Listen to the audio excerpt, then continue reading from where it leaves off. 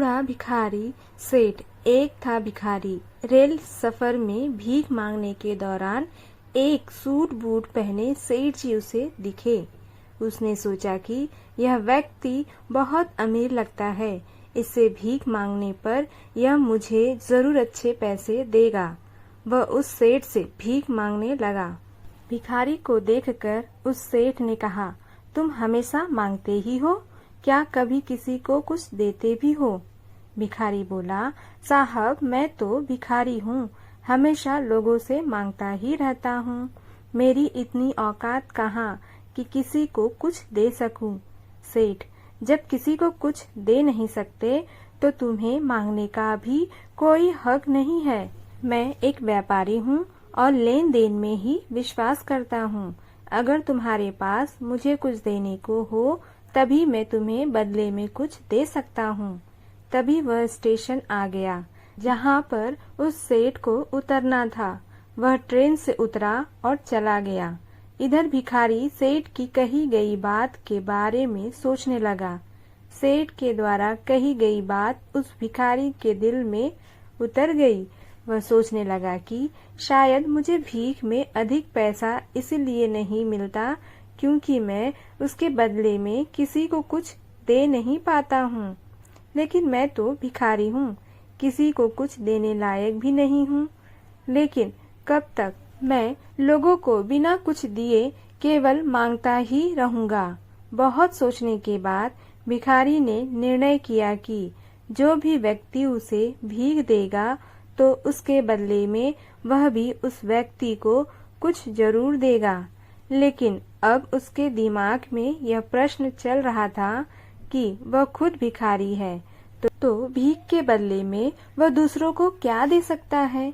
इस बात को सोचते हुए दिन भर गुजरा, लेकिन उसे अपने प्रश्न का कोई उत्तर नहीं मिला। दूसरे दिन जब वह स्टेशन के पास बैठा हुआ था तभी उसकी नजर कुछ फूलों पर पड़ी जो स्टेशन के आसपास के पौधों पर खिल रहे थे। उसने सोचा, क्यों न मैं लोगों को भीख के बदले कुछ फूल दे दिया करूं। उसको अपना यह विचार अच्छा लगा और उसने वहां से कुछ फूल तोड़ लिए। वह ट्रेन में भीख मांगने पहुंचा। जब भी कोई उसे भीख देता तो उसके बदले में वह भीख देने वाले को कुछ फूल दे देता। उन फूलों को लोग खुश होकर अपने पास रख लेते थे।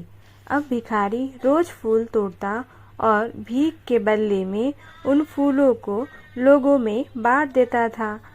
कुछ ही दिनों में उसने महसूस किया कि अब उसे बहुत अधिक लोग भीख देने लगे हैं। वह स्टेशन के पास के सभी फूलों को तोड़ लाता था। जब तक उसके पास फूल रहते थे तब तक उसे बहुत से लोग भीख देते थे।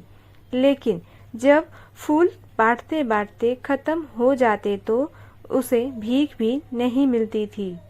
अब रोज ऐसा ही चलता रहा।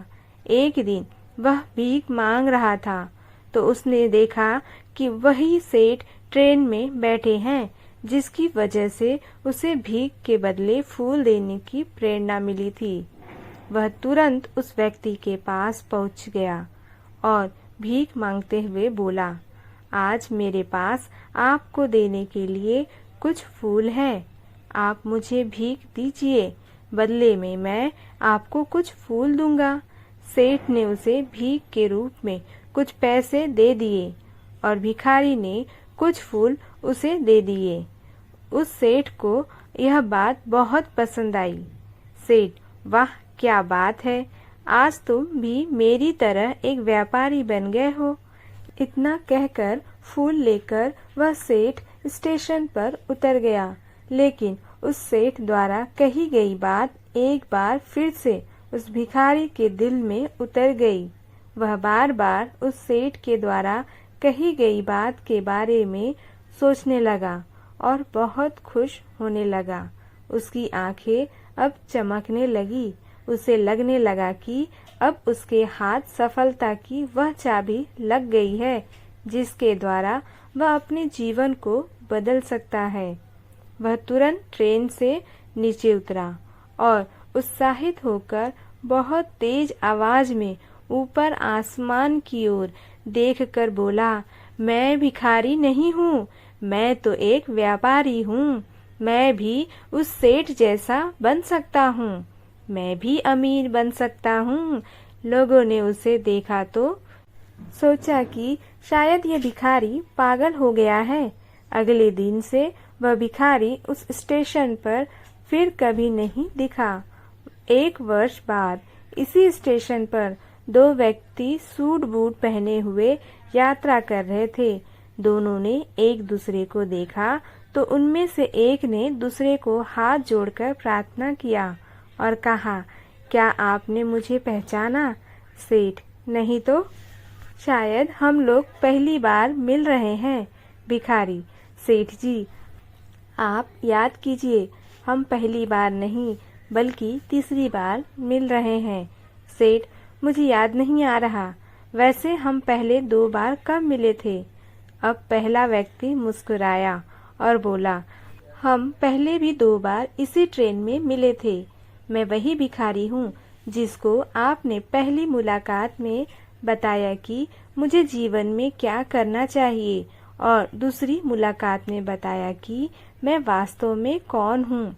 नतीजा यह निकला कि आज मैं फूलों का एक बहुत बड़ा व्यापारी हूँ और इसी व्यापार के काम से दूसरे शहर जा रहा हूँ। आपने मुझे पहली मुलाकात में प्रकृति का नियम बताया था, जिसके अनुसार हमें तभी कुछ मिलता है जब हम कुछ देते हैं। लेन देन का यह नियम वास्तव में काम करता है। मैंने यह बहुत अच्छी तरह महसूस किया है, लेकिन मैं खुद को हमेशा भिखारी ही समझता रहा। इससे ऊपर उठकर मैंने कभी सोचा ही नहीं था। और जब आपसे मेरी दूसरी मुलाकात हुई तब आपने मुझे बताया कि मैं एक व्यापारी बन चुका हूँ। अब मैं समझ चुका था कि मैं वास्तव में एक भिखारी नहीं बल्कि व्यापारी बन चुका हूँ। भारतीय मनुष्यों ने संभवतः इसीलिए स्वयं को जानने पर सबसे अधिक जोर दिया। समझ की ही तो बात है। भिखारी ने स्वयं को जब तक भिखारी समझा, वह भिखारी रहा। उसने स्वयं को व्यापारी मान लिया, व्यापारी बन गया। जिस दिन हम समझ लेंगे कि मैं कौन हूँ, अर्थात मैं भगवान का अंश हूँ, फिर जानने समझने को रह ही क्या जाएगा। दोस्तों, क्या लगता है जब भिखारी ने अपने आप को व्यापारी समझा, क्या उसने सही समझा? मुझे सही लग रहा है कि जो तुम मान लो वही हो जाएगा। तो अपना राय, अपना बात कमेंट बॉक्स में ज़रूर बताएं। वीडियो अच्छी लगे तो एक लाइक ज़रूर करिए।